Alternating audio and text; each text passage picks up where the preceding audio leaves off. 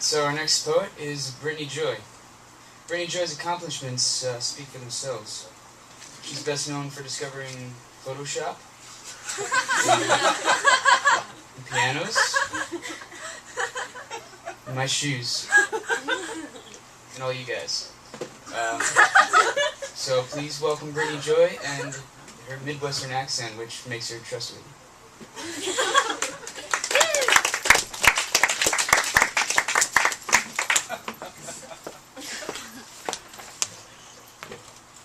Well, I was going to make it a strict policy of denying everything, but there's some great accomplishments. I'd love to take credit for those. I'm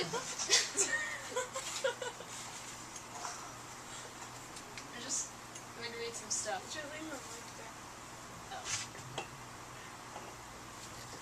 So I can hear myself? Yeah. Is this better? Yeah.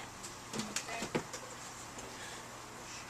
When first I meet the sleeper, it has only 5 mouths. The wedge heads that are only mouths sway on stalks. I'm hungry. The sleeper has no voice. I can feel a tree growing inside my belly, and I notice the sleeper's hand is wrapped in my fingers. It is too difficult to remember if this is what hunger means, so I walk with the sleeper. One day the heavens host a formal dinner. All the men dress in fine blue coats, and the scaly, iridescent women whisper that it all smells deliciously of velvet. In their mouths the water flows down toward the trees. The clawed birds drink, and the rivers are made of them. With their feathers frozen into heavy mounds, their beaks grasp at air too far away. We come to a river, and I sit on the bank. I dip my toes in the water. It turns to dark feathers where it touches my skin. I look for the moon, but only find an antique clock face, shimmering gently. The sleeper's tongues wipe sticky gray slime over my shoulders. Clawed birds writhe in the water. I listen to the moon's soft ticking. Faces do not help the sleeper recognize what is already known. The faces fade into misty black certainty. The sleeper has never traveled such familiar forests. They fade to black mist. The sleeper is nowhere, which is a drawing of a silvery boat. The boat becomes a large moon, a somewhere. The sleeper has never understood awakeness, or seen a real face. The moon clock chimes, and we lose count of how many times. It goes on and on. Bearded men appear again in the sky, and we become a boat under them. They wear dark suits, and their long white beards are carefully groomed.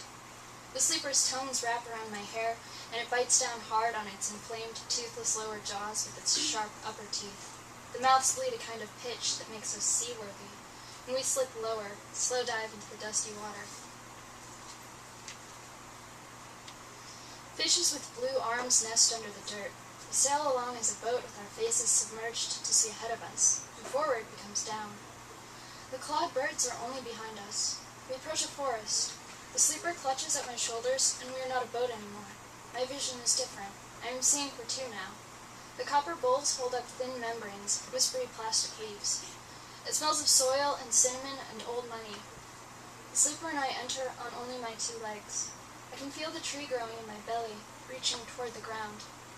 I am hungry, the sleeper repeats in its gnawed voice. We forget whether hunger and fear are different and walk on and on. The trees grow larger. Small women covered in pale pearlescent scales perch in the branches. They call to me in crow's voices I cannot understand. They are tiny as birds on the massive copper boughs, but I am smaller still. 2 of the sleeper's tongues are wrapped around my wrists now. 2 more are on my neck. It clings to my shoulders, quaking, and I am made aware of how light the sleeper is. I want to shrug it off. I want to leave, but I hold the sleeper's hands to my heart. There are so many hands sometimes. Sometimes I cannot tell if there are any at all. Gradually the sleeper stops shaking, and we guide my legs forward again. The wind is far away, thin ribbons and cold water. There are no other landmarks. We go toward the wind with our hands covering our faces, and we cannot tell our hands and faces apart. A field grows up around us, catching the wind on sharp, silvery grasses. The foil blades scrape at our legs, crumple as we pass. My skin burns. I feel the sleeper's tongues on my hands again. Pillars of stacked plates spring up and tower over us. I can see a blue-gray tiger watching us now. He emits a growl like breaking glass, and leaps forward. We are each pinned under a heavy batalioned paw. One of the sleeper's tongues is still wrapped around my wrist. It squeezes gently, and I am less afraid. The clock-faced moon speaks to the tiger. I feel their language, breath and vibration I cannot hear, but that sweeps across my hot skin and resonates in my bones. I feel the tree in my stomach stretching tiny tendrils into the ground through my spine. The tiger lies down at my feet. The sleeper tugs at my hands. I am hungry. We cut a foil bouquet for the dreaming tiger and place it on his belly as we leave. After I became a small boat alone, I noticed a turtle struggling against the cold, heavy feathers. The sleeper had gone. I held the turtle in my shimmering hands. He said he could smell that these woman hands shone like a root he had once seen in a dream. He said I would never leave him, and he wandered away through the dust. I am very, very hungry, the sleeper says again. I stretch out on the ground. The tree is not so much inside anymore.